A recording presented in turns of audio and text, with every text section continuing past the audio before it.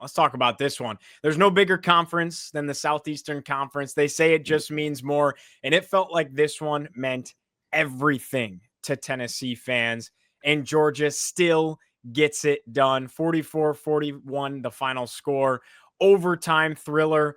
Raza, in so many ways, it felt like both teams had no business winning the game, right? Kirby Smart talked about it in the post-game press conference. He said, like, Tennessee should have won this game. But then at the same breath, you're watching Tennessee. They get off to this hot start. They're up 21-7 at the end of the first quarter. They look fantastic out of the gate. They sputter in the second half, and you're asking yourself the question, how in the heck is Tennessee in a position to win this game right now? But obviously an opportunity to kick the game-winning field goal.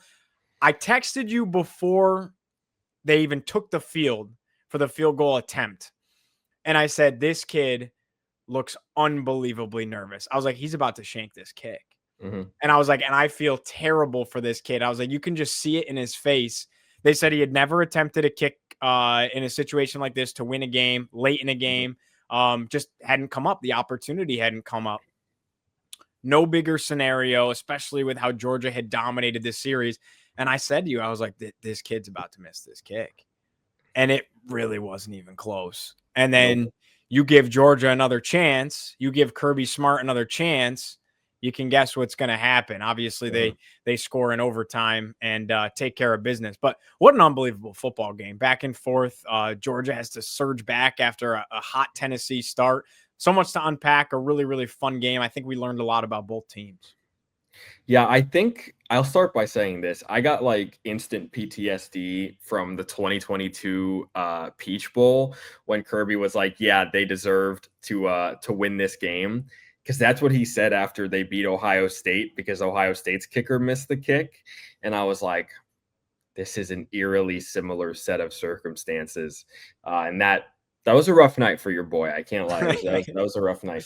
But for me, Gio, honestly, regulation at least does not come down to the kick. It comes down to the 4th and 8.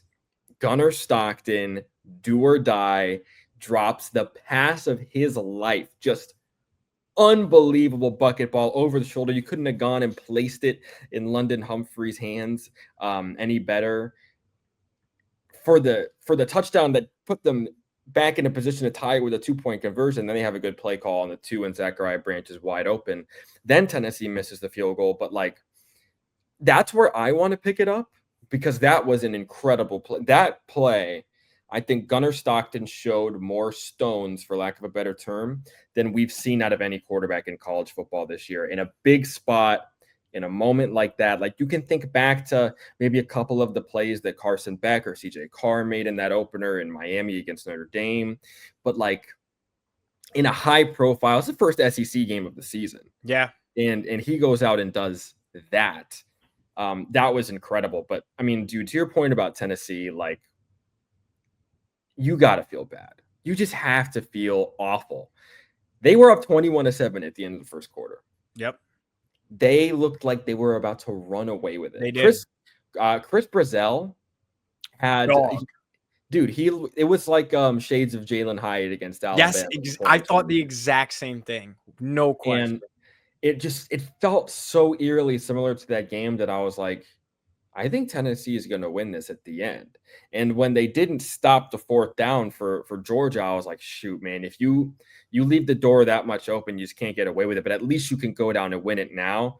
But to your point, dude, when he missed that kick, which was an obvious miss, off the foot, you just knew Georgia was going to find a way to win it in overtime, and they did. So, I mean, I give a ton of credit to Georgia. I think they deserve to win it for how they bounced back.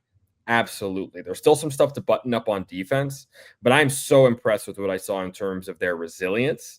And as much as I feel bad for Tennessee, I think we also learned that Tennessee is pretty damn good. Yes. So both of these teams are fantastic. They're going to contend in the SEC. And this goes back to what I said at the beginning of the season, Gio, that you're going to have to knock off Georgia for me, dude. And until Georgia actually starts to lose these games, man, it's going to be hard to pick against them. And honestly, knowing what we know now 3 weeks in, I don't know who's going to dethrone them, to be honest with you. I guess LSU's the team that you could make the strongest argument, but nothing that I've seen out of LSU has been staggeringly impressive yet. And we see that Clemson is probably not as good as we thought. And then what is Florida? So nothing out of LSU has blown the door off for me. What did you think of Joey Aguilar in this game? Because I thought there were some incredible highs in this game, especially with the strong start. He started the game 14 of 14. Mm-hmm. It was unbelievable. But then after that, it's hard to sustain that, and I understand, but there was a stark drop off after that. I want to say it was like six consecutive incompletions or something of that nature. So again, highs and lows, but then no matter what, he gives him a chance at the end. Ends up going 24-36, 371 yards, 4 tuds, does throw 2 picks. Obviously, you'd like to have those back, but it's football. You're going to throw interceptions.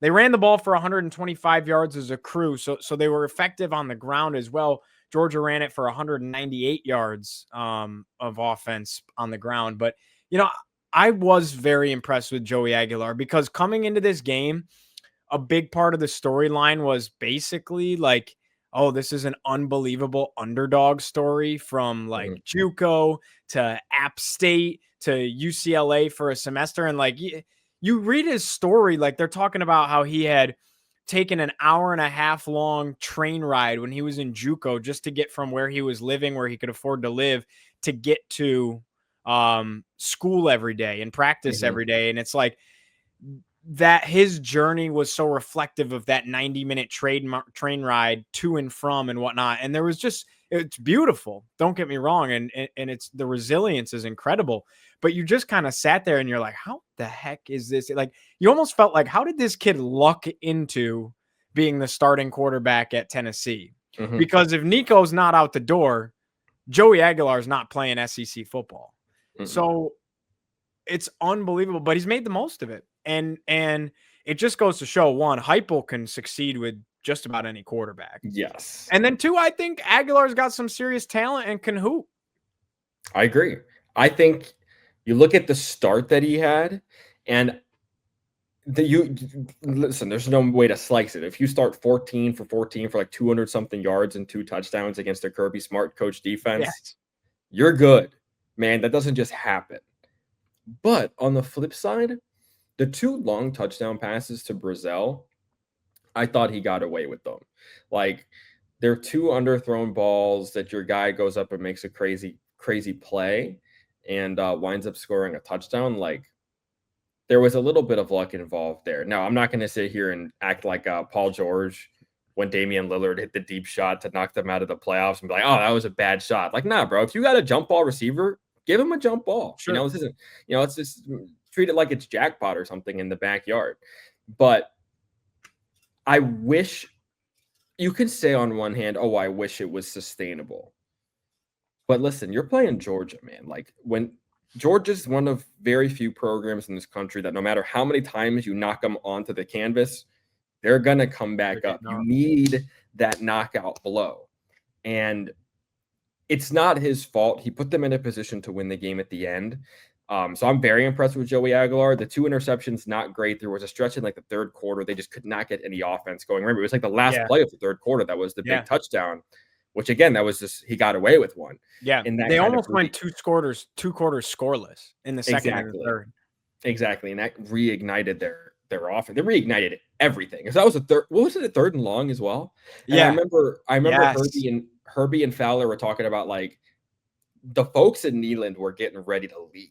Yeah. And they just got reignited and changed the perplexion of the game. So, like, listen, I said it before. I think Tennessee is in a good spot.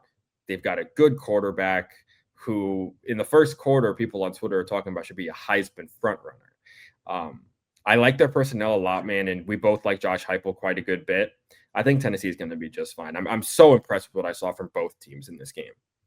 It was a very fun game, awesome atmosphere. Home team doesn't come out on top.